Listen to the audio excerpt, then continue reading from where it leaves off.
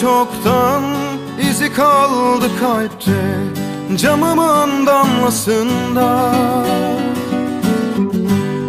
Duruyormuş orada, sanki bir düşmancasına.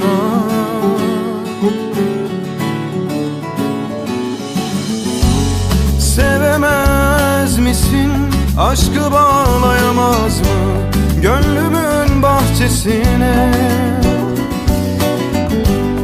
Kanadım kırıldı bak, yağmurum ol ya yüzüme. Tükendim çok, yaraları açan, dağılmıyor içimdeki duman. Sen istersen yanalım o zaman, gel artık yok yüreğe dokunan.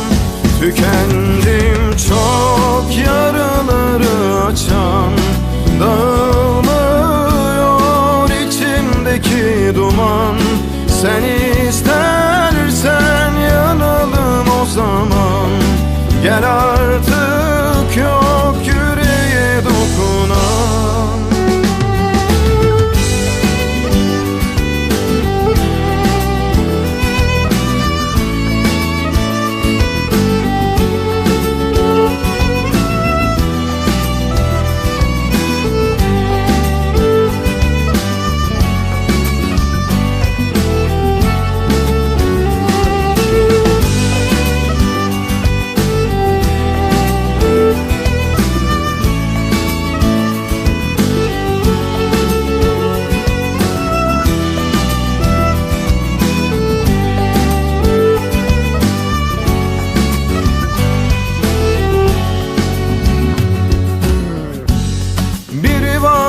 Çoktan, izi kaldı kalpte, camımın damlasında. Duruyormuş orada, sanki bir düşmancasına.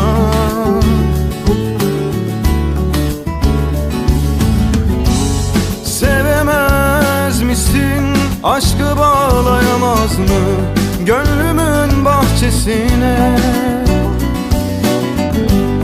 Kanadım kırıldı bak, yağmurum ol ya yüzüme. Tükendim çok, yaraları açan, dağılmıyor içimdeki duman. Seni